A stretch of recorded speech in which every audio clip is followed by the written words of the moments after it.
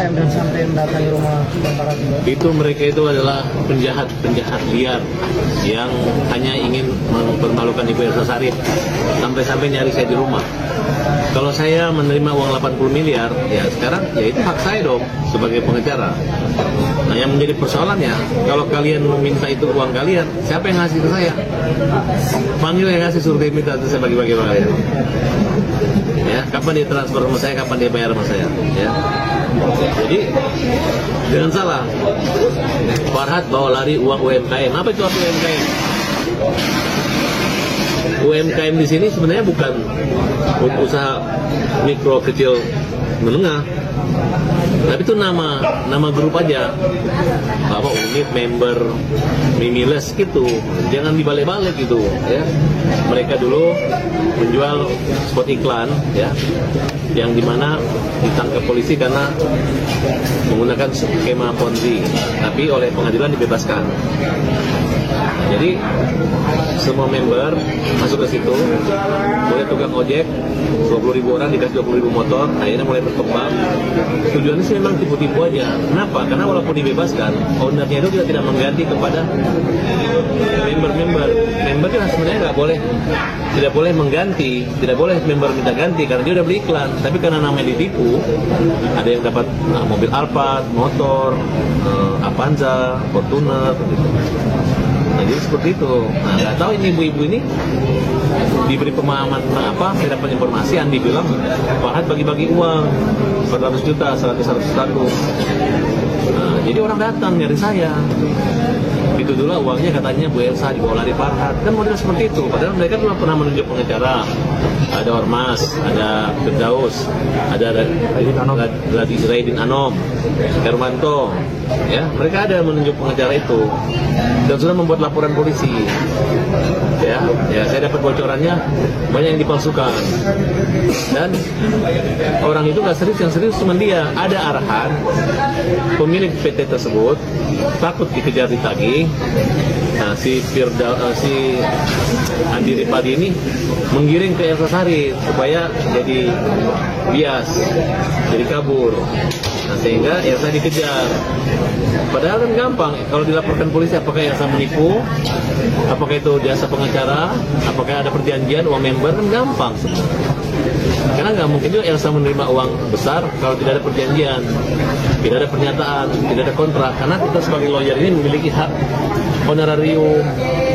Nah, jadi selama disepakati itu terkaitnya perdata. Ya tinggal kalau ada kekuatan buat saja, nggak perlu apa. Bang, tadi juga sampai nyamperin kantornya Ibu Elsa Sharif nih, tapi cuma 3 orang doang, sisanya menyusul. Ya mereka itu hanya memanfaatkan kebetulan saya lagi nangani perkara.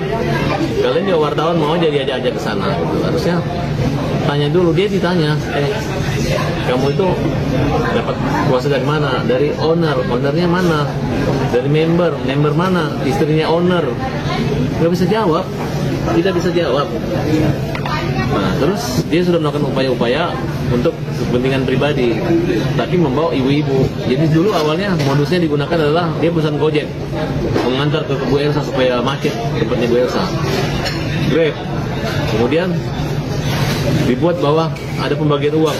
Berani nggak mau sumpah pocong? Besok saya bawa kain kapan, kita ketemu di mana? Saya gelar kain kapan 2 buat Elsa dan buat si Farhat. Berani nggak? Kalau berani kita tantang nih berdua, ya. Siapa takut? Kita punya hak sama kamu. Kalau memang berani kita ambil kain kapan, kita bawa ke situ, kita gelar sekarang, kita sumpah pocong. Kalau kamu mau menantang, oke. Siapa takut? Hati kita sudah luka, kamu lukain. Bahkan kita mau makan awal-awal bulan, pas bulan-bulan kamu ambil uang itu ternyata ada di kamu. Kita mau makan aja susah, bayar kontrakan aja susah, sampai nangis. Minta sama siapa, nggak ada yang mau bantu. Ternyata uang kamu selipkan di kamu. Ya ampun, pantas perut kamu besar, membesar kayak gitu. Nah, kalau memang berani, ayo tantang. Kita bawa kain kapan. Mau nggak sumpah pocong? Hati-hati di Sumasi. Mau. Sumasi terbu, ketakut. Ngapain mau takut kalau kita benar, ada buktinya. Karena memang itu uang kita. Uang kita, uang hak kita itu. Kita kita mau menuntut kemana lagi kalau bukan kalian semua? Ada buktinya kamu ambil. Hei, tahu diri ya, masa uang 55M itu uang gaji kamu? Kamu kerja apa? Uang pengacara katanya. Uang pengacara. Emang pengacara kamu kerja Indonesia apa? mahal banget ya? Pernah kamu? 55M mau diambil, itu uang rakyat loh. Bukan uangnya siapa-siapa, itu uang kita, kalian semua kumpul di situ. Selamat siang teman-teman, kembali lagi bersama saya Om NO. Mudah-mudahan kalian semua selalu diberikan kesehatan dan rezeki yang berlimpah, amin ya rabbal alamin. Kali ini ada pemberitaan dari Farhad Abbas, di mana Farhad Abbas ini merespon tudingan mengantongi dana titipan senilai 55 miliar yang diklaim sebagai hak pelaku UMKM korban investasi bodong Memiles di akhir tahun 2019. Nah, dia mengaku tidak pernah menerimanya, bahkan Farhad Abbas juga berdalih bahwa uang titipan yang dimaksud adalah bayaran pihak Memiles ke Elsa Sharif selaku kuasa hukum saat itu. Nah, Farhad Abbas juga menuding Direktur Memiles Kamal Tarakan Mirkandani sebagai biang keladi permasalahan. Nah, dia sengaja mengarang cerita bahwa sisa uang member Memiles ada di tangan Elsa Sharif. Farhad Abbas yang terbaik ya, yang terhormat di seluruh dunia. Berani nggak mau sumpah pocong? Besok saya bawa kain kafan, kita ketemu di mana? Saya gelar kain kafan 2 buat Elsa dan buat si Farhad. Berani nggak? Kalau berani kita tantang nih berdua ya. Siapa takut? Kita punya hak sama kamu. Kalau memang berani kita ambil kain kafan, kita bawa ke situ, kita gelar sekarang, kita sumpah pocong. Kalau kamu mau menantang, oke. Siapa takut? Hati kita sudah luka, kamu lukain. Nah, ini orang itu kurang ajar, si Andi Ripaldi itu. Dan dia udah dilaporkan. Saya sendiri melaporkan karena dia fitnah.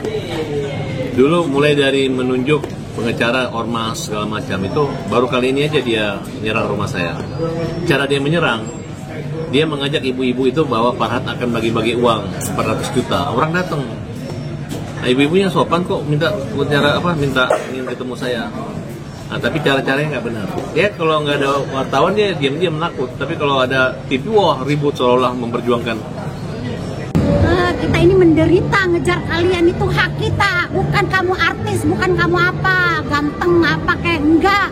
Kita cuman kejar hak kita. Uang kita ada sama kamu. Kalau bukan uang kita ada sama kamu, sorry ya, nggak bakalan. Kita mau ngejar kamu kayak apa? Itu atas orang kita nggak pernah maling uangnya orang, nggak pernah ketemu orangnya. Tiba-tiba diisukan bahwa uang di Bu Elsa dibawa kabur Farhad 80 miliar. Ya kalau 80 miliar buat saya, terima kasih dong. Terus yang ngasih saya 80 miliar itu mana? Ayo sini ketemu saya. Kapan kamu kasih saya? Minta aja sama saya. Mana bukti kamu ngasih ke saya? Nah, jangan diadu domba seperti ini. Ini hanya cara-cara untuk mempermalukan orang. Andi itu, saya bilang ibu-ibu tuh tuntutlah secara hukum. Karena ibu-ibu waktu membeli bisnis tersebut bukan investasi, tapi dijanjikan investasi, mendapat motor, mobil dan lain sebagainya kan. Ternyata itu adalah Ponzi multi level yang sifatnya penipuan, tapi bebas. Bang Farhad dan Bu Elsa misalkan diselesaikan dengan baik-baik. Kami ini hanya pedagang kecil. Saya cuma minta tolong. Karena kita itu cuma usaha dan kita berharap dari usaha itu. Kalian tuh jika memang nggak mau makan uang kami, buktiin, temui kami baik-baik dan selesaikan, gitu loh. Jangan main kucing-kucingan kayak seperti ini. Dan saya juga minta sama pemerintah, tolong masalah ini tuh dibereskan, diselesaikan. Ini menyangkut banyak orang loh, dan banyak juga yang sudah meninggal. Sekarang ada yang tersakit kanker. Saya masih bantu mereka loh yang kena kanker itu. Saya susah tapi saya mau nolong orang susah. Kan Bang Farhad itu kan sudah bilang, menolong kaum lemah, buktiin dong. Kalau memang tidak dititipkan ke Bang Farhad, buktikan, bantu kami. Dan Bu Elsa juga, bantu kami dong. Saya minta tolong sama pemerintah, tolong banget ini diselesaikan. Kasihan loh, jangan ngelihat saya deh, melihat yang menderita kanker, yang janda tua, habis loh. dari rumah sampai ngontrak sekarang. Saya tuh tahu sampai sekarang saya masih komunikasi kok sama mereka. Banyak juga yang cerai gara-gara ini, masalah ini. Istrinya masuk, suami tanpa sepengetahuan suami. Totalnya masalahnya uangnya sudah ada di sini semua sampai dia cekcok ini. Gimana tanggapan Anda? Nggak berdosa ke Anda kayak gitu?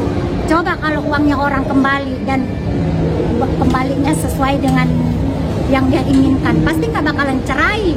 Ini gara-gara ini loh, uang kamu simpen, uang kamu nggak tahu uang itu lari kemana sekarang. Sampai orang banyak cerai, banyak pisah, banyak apa. Kamu nggak tahu berdosa. Ingat akhiratmu, jangan ingat duniamu saja. Kamu Islam kan? Tolong dong. Hey Elsa, tolong Elsa. Kamu kan baik-baik ya. Semoga Elsa dan Farhat bisa dikembalikan hati nuraninya. Kita ini rakyat kecil, mau makan aja susah. Ternyata uang kita di situ. Ibu berapa bu uangnya bu? Saya 400, adik saya 250. Itu uang, saya janda loh. Saya anak 3, saya single parent. Saya nyari uang itu sendiri dengan tangan saya sendiri. Sekarang saya hanya bayar utang. Anak saya mau menikah, saya tidak punya uang untuk membantu anak saya. Gimana hati nurani? Sakit loh saya 4 tahun untuk urus ini, sakit. Udah Mana hati nurani kamu Farhat? Lihat itu jeritan hati seorang ibu. Anaknya mau dinafkain, nggak ada uang lagi. Kita banting tulang nyari, ada yang jadi ojol, ada yang jadi apa. Yang penting kita bisa makan. Kita mengharapkan uang di situ. Kita juga mau pergi, mau ke sana kemari untuk mengejar kalian. Kita nggak punya ongkos. Ingat itu. Tolong kembalikan uang kami. Hak itu hak kami. Kita nggak ada yang suruh ke sini, tapi kita udah tahu kalau uang itu ada sama kamu, makanya kita itu melonjak semua ke kamu, ngejar kamu. Nggak ada yang nyuruh kita ya bu, karena kita udah ada saksi, ada semua udah ada apa? Ada buktinya. Kita baru muncul semua kayak gini. Kalau mau didatangkan semua, oh penuh rumah kamu nggak dari ujung sana penuh. Saya bilang gini, kalau memang itu uang kamu, ya mana? Dan kamu udah pernah nunjuk pengacara mulai dari Rasidin, Firdaus, Erwanto, kan ada semua itu rame-rame itu dulu. Kemana kalian semua? Kalian hanya mempermalukan orang. Kita udah laporkan balik mereka, sudah diproses hukum, ya. Nah tinggal saya kemarin udah ngelaporin, saya berharap nanti di Polres Jakarta Selatan orang-orang yang mengganggu warga Jakarta Selatan datang-datang nyeruduk itu bikin malu orang aja kita akan tangkap. Gitu.